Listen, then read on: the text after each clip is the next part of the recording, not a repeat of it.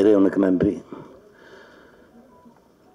நான் வினோதை சித்தம் பண்ணிவிட்டு உங்ககிட்ட சொன்னது தான் திரும்ப சொல்கிறேன். காலம் நம்ம எதுக்கு வேணாலும் ஆசைப்படலாம். ஆனால் நமக்கு எப்போ தரணும், எந்த சூழ்நிலையில் அதை கொடுக்கணும்னு முடிவு பண்ணுறது காலம்தான். ஏன்னா கடந்த ஒரு வாரமாக பயணங்களில் இருக்கும்போது எல்லாமே ஃப்ளைட் லேட்டாகவே இருந்தது.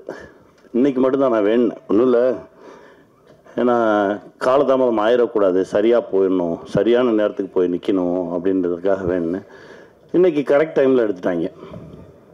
ஒரு சில நேரத்தில் நம்ம போகும்போது எல்லா டிராஃபிக் லைட்டுமே வந்து க்ரீனில் இருக்கும். அது எல்லாமே காலம்தான், காலம் முடிவு பண்ணுறது தான். இதை நான் ரொம்ப நம்புகிறேன், இந்த நொடி வரைக்கும் நம்புகிறேன். ஏன்னா பல எதிர்பாராத அதிர்ச்சிகளையும் ஆச்சரியங்களையும் நமக்கு காலம் கொடுத்துக்கிட்டே இருக்கு. ரொம்ப சந்தோஷமாக இருக்குது இந்த நிகழ்வு. ஒரு இயக்குனருடைய 3 படைப்புகளை பார்த்தா போதும் அந்த இயக்குனருடைய கேரக்டர் தெரியும்னு சொல்லுவாங்க. அது இயக்குனருக்கு மட்டும் இல்லை, தயாரிப்பாளருக்கும் பொருந்தும்னு நான் நினைக்கிறேன். அப்படி தான் நான் என் தம்பி சுரேஷை பார்க்குறேன். அவர் எடுத்திருக்க திரைப்படங்களை எடுத்து பார்க்கும்போதே அவர் யாருன்னு நமக்கு தெரிஞ்சது. அவரோடு பயணம் பண்ணணுன்னு ஒரு ஆசை வந்தது. அந்த மேடையில் தியாகு சாரை பார்த்தோன்னே இன்னும் கூடுதல் சந்தோஷம். யார் யாரோட சேரணும்னு ஒன்று இருக்குல்ல, ரொம்ப மகிழ்ச்சி சார், ரொம்ப சந்தோஷமாக இருக்கு. தம்பி வி ஹவுஸ் வந்து இந்த சினிமா இருக்கிற வரைக்கும் இருக்கும். ஒரு நல்ல படைப்பு எடுக்கணும் அப்படின்னா வி ஹவுஸ் போகலாம் அப்படின்ற ஒரு நம்பிக்கை வரும். ரொம்ப சந்தோஷமாக இருக்கு. அப்புறம் என் அண்ணன் தம்பிராமன் அண்ணன், அவரை பற்றி நான் சொல்லணுன்னா பேசிக்கிட்டே இருக்கலாம். எந்த கதை எழுதினாலும் என் அண்ணனை வச்சு தான் எழுதுவேன். நான் இப்போ கூட ஒரு கதை எழுதி முடித்தேன், அண்ணனை வச்சு தான் எழுதுவேன். நாங்கள் 2 பேரும் சந்திச்சோன்னா கதைகள் மட்டும்தான் பேசிக்கிட்டே இருப்போம். ஒரு 5 நிமிஷத்தில் நான் ஒரு கதை சொல்லுவேன், அப்புறம் அண்ணன் ஒரு கதை சொல்லுவாங்க. மாறி மாறி மாறி கதைகள் தான் போயிட்டே இருக்கும். அதில் இந்த சமூகத்துக்கு ஏதாவது ஒன்று சொல்லிடுவோம். ஏன்னா நமக்கு இவ்வளோ பெரிய இடத்த கொடுத்த சினிமா மூலமாக நாம் ஏதாவது ஒன்று சொல்லிடுவோம்னு சொல்லி முயற்சி பண்ணிகிட்டு இருக்கிறது தான். இப்போ ஆல்மோஸ்ட் ஒரு 10 படம் பண்ணோன்னே அப்படின்னு நான் பேச்சுக்கு சொன்னேன். இப்போ 5வது படைப்புக்கு வந்திருக்கோம். இன்னும் 5 படம் இருக்குது. அதற்கு மேலும் ஒரு ஆசை இருக்குது. அது நடக்கும்னு நம்புகிறேன். என் அண்ணன் கையை பிடிச்சிட்டு அப்படியே வந்துடுவேன். ஏன்னா எனக்கு அவ்வளோலாம் எனக்கு பெரிய அறிவாளியெல்லாம் கிடையாது. ஏன்னா அடிக்கடி நான் சொல்லிக்கிட்டே இருப்பேன், கொஞ்சம் இன்னசென்ட்டாக இருங்க, ஒரு சில விஷயம் தெரியாமல் இருக்கட்டும்.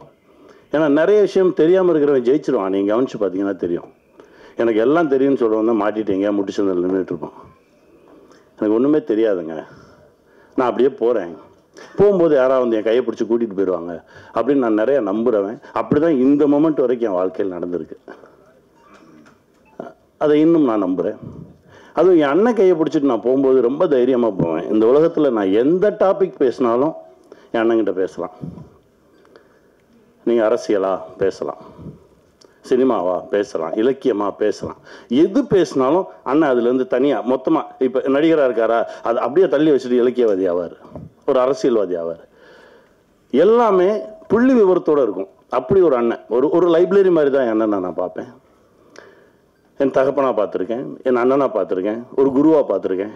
நான் எப்படி பார்த்தாலும் எனக்கு அப்படி தெரிவார். அதுதான் என் அண்ணன். ரொம்ப சந்தோஷம். இந்த காலகட்டத்தில் உங்களோட பயணப்படுறது ரொம்ப மகிழ்ச்சியாக இருக்குண்ணே. என் பிள்ளை அதாவது இவரோட ஒரு படம் நான் நடித்தேன். ஆட்டோ இருக்குல்ல, ஆட்டோ போயிட்டு இருக்கும்போது இந்த வாசல் வழியாக கிளம்பி அந்த வாசல் வழியாக வரணும். வந்தார். எப்படி எந்த டைமிங்கில் பண்ணுறாரு ஒன்றுமே புரியல. அதற்கு பிறகு ஒரு ஷார்ட் கம்போஸ் பண்ணியிருக்காங்க. கார் வரும், காரை இவர் வந்து அப்படியே காரை தாண்டி நான் வரேன்றாரு. அண்ணன் சொல்கிறாரு, கனி சொல்கிறா அவனை பண்ண வேணான்னு சொல்லு, இல்லைன்னா டூப் வச்சு பண்ணலான்னு சொல்லு, ரோப்பு கட்டிக்க சொல்லு அப்படின்னு. ஞாபகம் இருக்கா?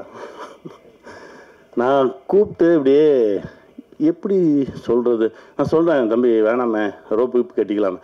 இல்லை நான் வந்துடுவேன். அந்த நம்பிக்கை இருக்குல்ல, அதாவது ரொம்ப தகுதியான ஒரு நடிகன். ஃபைட்டாக பண்ணுவார், டான்ஸாக பண்ணுவார், நடிக்கணுமா சூப்பராக நடிப்பான். எல்லா தகுதியும் இருந்து என் தம்பிக்கு சரியான ஒரு கதவு திறக்கலையே அப்படின்னு நினச்சிருந்தேன். முதல் கதவு திறந்தது எங்கள் அர்ஜுன் சார் மூலமாக. ரொம்ப சந்தோஷமாக இருந்தது. ஐஷு வந்தாங்க. 2வது கதவு இது, இயக்குனராக அடியெடுத்து வச்சுருக்கான். இதற்கு பிறகு நான் தான் சொல்லிக்கிட்டே இருப்பேன், பார்க்கும்போதெல்லாம் சொன்னேன், நீயே எழுது, உன்னுடைய ப்ளஸ் என்ன, உன்னுடைய மைனஸ் என்ன ஒதுக்கி வச்சிரு, உன்னுடைய ப்ளஸ்ஸை வச்சு எழுது, கூடவே நிற்கிறேன், எடுப்போம். நம்முடைய எல்லா தகுதிகளையும் வச்சு சரியான ஒரு படைப்பை கொடுப்போம். அடுத்த படைப்பு அதுவாக இருக்கணும்னு நான் ஆசைப்பட்றேன். செய்வோம். ஏன்னா அவருடைய உழைப்புக்கும் ஒழுக்கத்துக்கும் இன்னும் பெரிய பெரிய தளங்களில் என் தம்பி வந்து நிற்பான். கூடவே நானும் நிற்பேன். வாழ்த்துக்கள் தம்பி. ராஜா கிளி எங்கள் அண்ணன் பல முறை பேசும்போது பல கதைகள் சொல்லியிருக்கான்னு சொல்லல. அந்த மாதிரி இது ஒரு கதை, நிறைய நிஜங்கள் பேசக்கூடிய ஒரு கதை. நான் சொல்கிற மாதிரி தான் ஒரு காலம் மனிதனை எங்கெல்லாம் கொண்டு போய் நிறுத்துது. நீங்கள் எவ்வளவு நல்லவங்களா வேணாலும் இருங்க, ஆனால் இந்த உலகத்திலிருந்து தப்பிச்சு போயிடவே முடியாது. என் நண்பன் தாமிரா ஒரு கவிதை எழுதினான், இந்த உலகில் இருந்து யாரும் அவ்வளவு எளிதில் தப்பி சென்று விட முடியாது, நீ பதில் சொல்லிட்டு தான் போகணும். அப்படிதான் இந்த கதை. இவ்வளோ சொன்ன போதும் இல்லைண்ணே, இதுக்கு மேலே பேசணும். இதுதான் காலத்துக்கிட்ட பதில் சொல்லாமல் யாருமே தப்பிச்சு போயிட முடியாது. ஒரு காலம் நம்மளை எங்கெல்லாம் கொண்டு போய் நிறுத்தும். அதனால் முடிஞ்ச வரைக்கும் உண்மையாக இருந்துருங்க, எளிமையாக இருந்துருங்க.